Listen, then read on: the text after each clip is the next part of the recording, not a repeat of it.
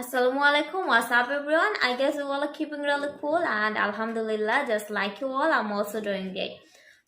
Today we are going to learn a very important thing which is necessary for our spoken English. Because in our day-to-day life, we want to make different sentences by using these phrases. আজকের ক্লাসে আমরা 10টা structure শিখব যে স্ট্রাকচারগুলোর মাধ্যমে আমরা শত শত বাক্য নিজেরাই তৈরি করতে পারবো। The first structure we are going to learn today is there is something wrong with ... এখন প্রশ্ন হলো এই স্ট্রাকচারটি আপনি কোন ধরনের বাংলা বাক্যে ব্যবহার করবেন, রাইট? খেয়াল করুন, কোনো কিছু নিয়ে কোনো সমস্যা আছে বুঝালে আমাদের এরকম অনেক সময় হয় না, কোনো একটা বিষয় নিয়ে সমস্যা হয়, যেমন ধরুন আমার মোবাইলে সমস্যা হয়েছে, আমরা মোবাইল ইউজ করি, আমাদের মোবাইলে সমস্যা হতেই পারে। আমার মোবাইলে সমস্যা হয়েছে, এটার ইংরেজিটা কি হবে?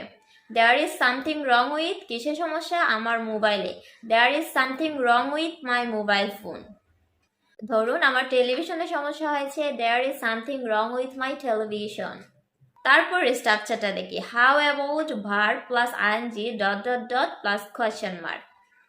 তাহলে প্রশ্নটি হলো এই স্ট্রাকচারটি আপনি কোন ধরনের বাংলা বাক্যে ইউজ করবেন?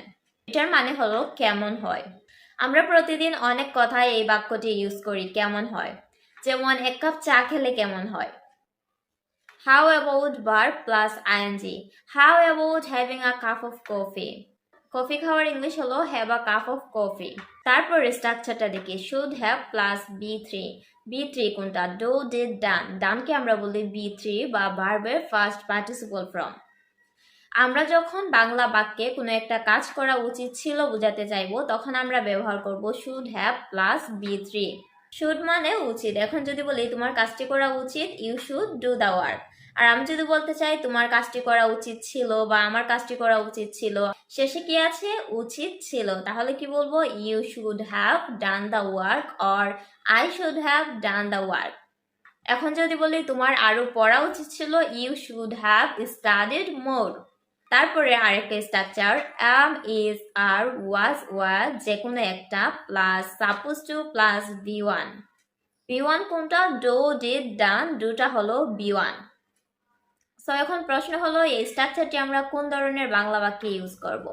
সাপোজ টু মানে হলো কথা ছিল, এটাকে আমরা বলি সাপোজ টু স্ট্রাকচার, এবং এই স্ট্রাকচারটি আমরা ইউজ করি কথা বা কথা ছিল। বাংলা বাক্যের শেষে যদি শুধু কথা থাকে তখন হবে am, is, are plus suppose to plus verb. আর বাংলা বাক্যের শেষে যদি কথা ছিল থাকে তখন হবে was, were plus suppose to plus verb. চলুন কয়েকটি এক্সাম্পলের মাধ্যমে বোঝার চেষ্টা করি। সুমির সাথে আমার দেখা করার কথা, শেষে কি আছে? কথা। তাহলে কি হবে? I am supposed to meet Sumi. একটা কথা মাথায় রাখবেন, মিটের সঙ্গে কখনো উইথ বসে না। আর আমি যদি বলি আমার সুমির সাথে দেখা করার কথা ছিল, শেষে কি আছে? কথা ছিল। I was supposed to meet Sumi. was হয়েছে কারণ আমরা বলেছি কথা ছিল। তারপর আরেকটা structure, I like the way plus subject plus verb. আমি যদি বলি তার কথা বলার ধরন আমি পছন্দ করি, I like the way she talks. আর তার পড়ানোর ধরন আমার ভালো লাগে, I like the way she teaches. আপনার যদি আমার পড়াশোনার ধরন ভালো লাগে, আপনিও আমাকে কমেন্ট করে বলতে পারেন I like the way you teach us. এরপর আরেকটা structure, would you mind verb plus ing. এটা আমরা কোন ধরনের বাংলা বাক্যে ইউজ করি চলুন শিখে নেই।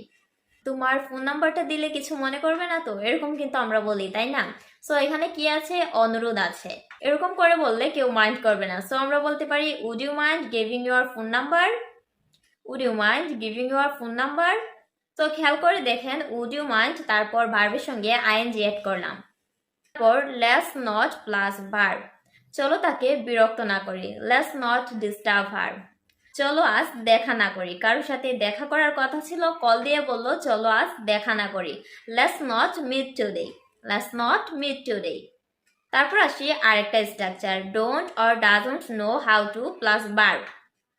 সে জানে না কিভাবে ইংরেজিতে কথা বলতে হয়, he doesn't know how to speak English.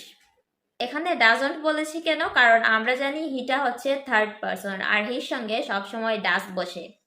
তারপর লাস্ট একটা স্ট্রাকচার শিখবো, how often ... question mark. তুমি কখন কখন টিভি দেখো, অথবা তুমি কতবার বাহিরে যাও। তুমি কখন কখন ঘুমাও। এরকম যখন কখন কখন বা কতবার আসবে তখন আমরা হাউ অফেন স্ট্রাকচারটি ইউজ করব। তুমি কতবার টিভি দেখো, how often do you watch TV. তুমি কতবার মার্কেটে যাও, how often do you go to market. তুমি কতবার তোমার মোবাইল চেক করো, how often do you check your mobile. তুমি কতবার তোমার ফেসবুকের নোটিফিকেশন চেক করো, how often do you check your Facebook notification. Well, এই ছিল আজকের ক্লাস। আশা করি সবাই বুঝতে পেরেছেন। যদি না বুঝতে পারেন অবশ্যই আমাকে কমেন্ট করে জানাবেন, আমি সবার কমেন্টে রিপ্লাই দেওয়ার চেষ্টা করব। দেখা হচ্ছে পরবর্তী কোনো নতুন ভিডিওতে। সে পর্যন্ত সবাই ভালো থাকবেন, সুস্থ থাকবেন। আল্লাহ হাফেজ, টাটা।